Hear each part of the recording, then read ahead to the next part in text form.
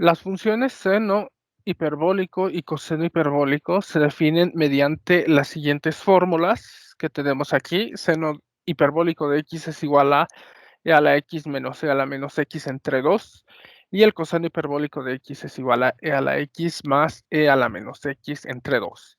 El objetivo de este ejercicio es demostrar que la derivada del seno hiperbólico de x sea igual al coseno hiperbólico de x y viceversa, que la derivada del coseno hiperbólico de x sea igual al seno de x.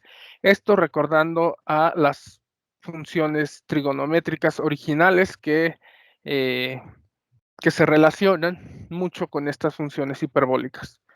Entonces, vamos a reescribir aquí nuestra definición del seno hiperbólico y del coseno hiperbólico, así como la definición de la derivada. Recordamos que la derivada la definíamos como la pendiente a la recta tangente en un punto de interés, ¿ok? Y que esa función, esa pendiente a la recta tangente se puede calcular como el límite de nuestra función original cuando hacemos un ligero incremento en x, cuando hacemos un ligero incremento en el eje de las ordenadas, menos la función original, menos f de x, todo esto dividido entre h. Esta es la definición formal que tenemos para el cálculo de una derivada. Entonces, ¿qué es lo que tendremos que hacer aquí? Pues simplemente sustituir la función seno hiperbólico y su definición en la definición de la derivada. Aquí está la sustitución primero de la función seno hiperbólico como seno hiperbólico de x más h menos seno hiperbólico de x entre h. Vamos a sustituir estos valores de seno hiperbólico por la definición como función de las funciones exponenciales. Aquí está. Y justamente sobre esta función es sobre la que vamos a estar trabajando y sobre la que vamos a hacer todo nuestro desarrollo matemático. ¿Qué podemos hacer? Primero, vemos que tenemos dos cocientes, podemos simplificar estos dos cocientes. Nos va a quedar de la siguiente forma. Nos va a quedar el límite cuando h tiende a 0 de dos términos. Un término que va a ser el correspondiente a f de x más h. Lo vemos aquí, e a la x más h menos e a la menos x más h dividido entre 2h, menos el término que depende exclusivamente de f de x, que es e a la x menos e a la menos x entre 2h. Si recordamos, los límites cumplen con la propiedad distributiva, distribuyen ante la suma. Por lo tanto, aplicamos esa propiedad y podemos ver que tendremos dos límites. El límite cuando h tiende a 0 de la parte de la expresión que se encuentra relacionada con h menos la expresión original. Haciendo un poco más de álgebra y recordando propiedades de la potenciación, podemos hacer una simplificación un poco más sencilla y nos quedarían varios términos simplemente como términos de e elevados a una potencia. En este caso, e a la x multiplicado por e a la h menos e a la menos x por e a la menos h. Todo esto dividido entre nuestro 2h que ya teníamos desde acá y la expresión original que depende de e a la x, que es la expresión original, se queda sin modificarse hasta este momento.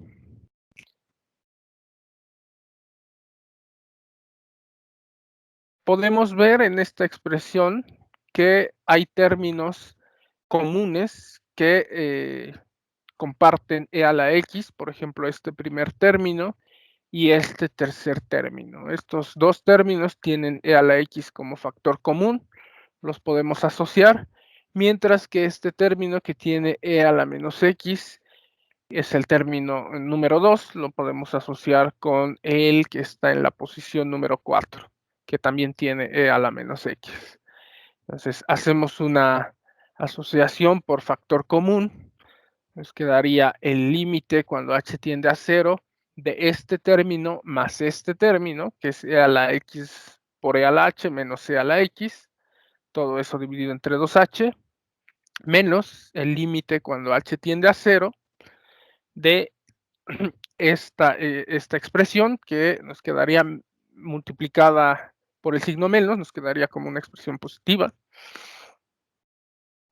E a la menos x lo tenemos aquí y esta expresión la trasladamos directamente a esta parte del límite. Hay que tener mucho cuidado con los signos. Aquí conservamos primero el signo negativo del límite. Podemos hacer la simplificación en este momento, la vamos a hacer un poco más adelante. Como el término e a la x y e a la menos x no contiene a h, o vamos, pues no hay una relación entre e a la x y h, podemos sacar este término de los dos límites y lo ponemos fuera del límite, tanto para la primera parte de esta expresión como para la segunda parte. Tendríamos entonces e a la x como un factor que no depende de h, multiplicado por el límite cuando h tiende a 0 de esta expresión e a la h menos 1 entre 2h, menos, aquí sacamos el término de e a la menos x, y queda multiplicando por el límite cuando h tiende a 0 de 1 menos e a la menos h entre 2h. Si sacamos este signo negativo de esta segunda expresión, nos va a quedar de esta forma. E a la h menos 1 entre 2h el primer término y e a la menos h menos 1 entre 2h el segundo término. ¿Qué hacemos aquí? Vemos que no es posible hasta esta altura eliminar algún término que sea común a h.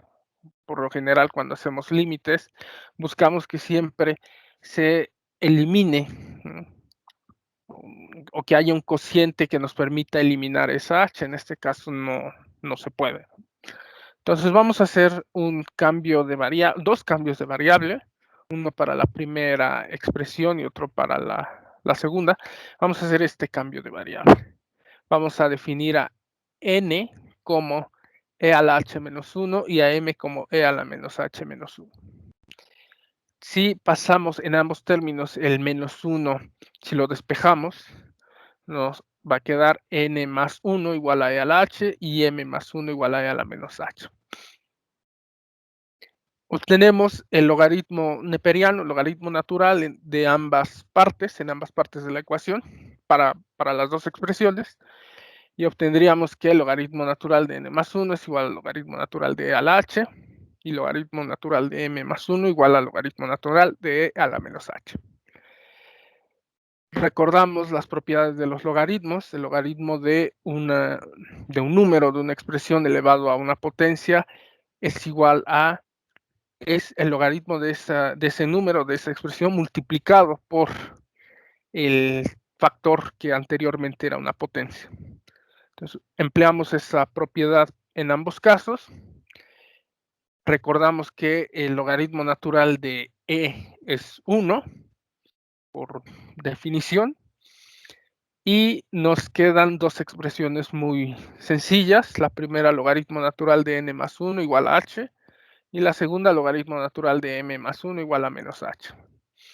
Ahora, para poder reemplazar estas dos funciones en el límite, debemos de asegurarnos que cuando h tienda a 0, el límite sea el mismo que cuando n y m tiendan a 0.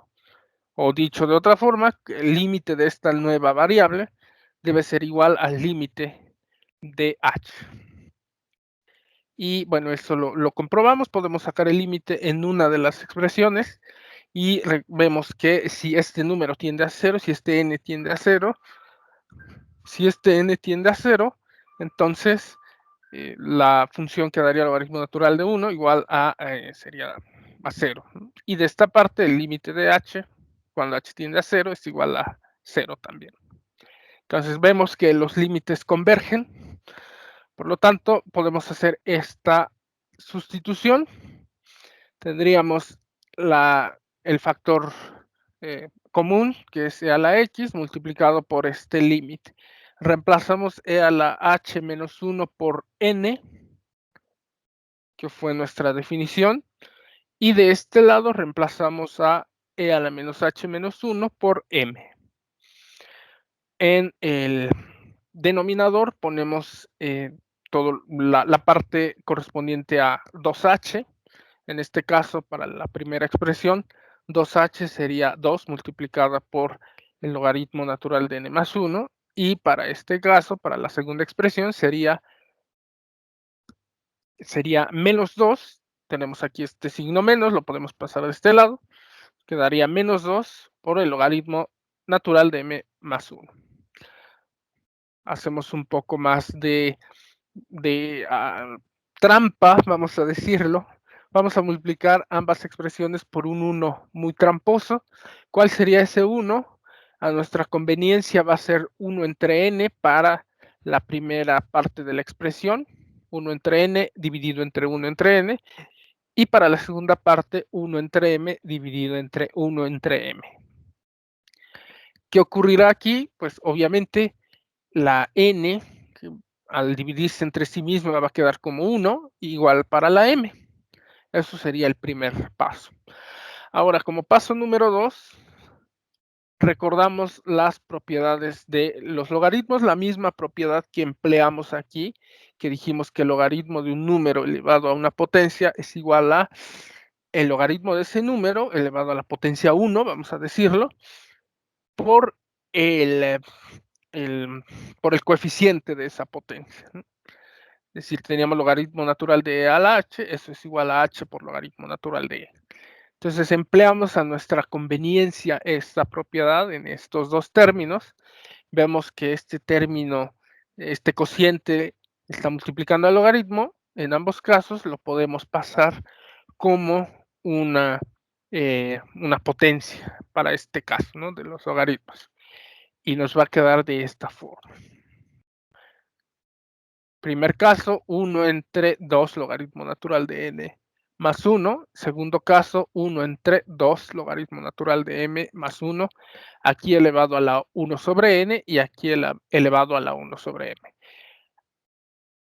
Desde este paso ya habíamos eliminado este signo menos, porque el menos que tiene este 2, el menos 2, este signo menos lo multiplicamos por este menos y ya nos había quedado esta expresión positiva. Recordamos nuevamente otra propiedad de los límites, es que el límite de un cociente es igual al cociente de los límites. Entonces, distribuimos este límite en el cociente, nos quedaría el límite cuando n tiende a 0 de 1 y el límite cuando m tiende a 0 de 1. Recordamos que como ni m ni como 1 no depende ni de n ni de m, sino es una constante para todo n y todo m en este caso, pues el límite va a ser igual a esa constante, es decir, a 1. Entonces, toda esta parte de acá nos va a quedar como 1 y esto también nos va a quedar como 1. Ahora, recordamos que, o si vamos a nuestros apuntes, podemos ver que para para la función exponencial, tenemos dos definiciones. Una es cuando n tiende a infinito y la otra cuando n tiende a 0. Y esta es una de esas definiciones. E igual al límite cuando n tiende a 0 de n más 1, todo eso elevado a la 1 medio.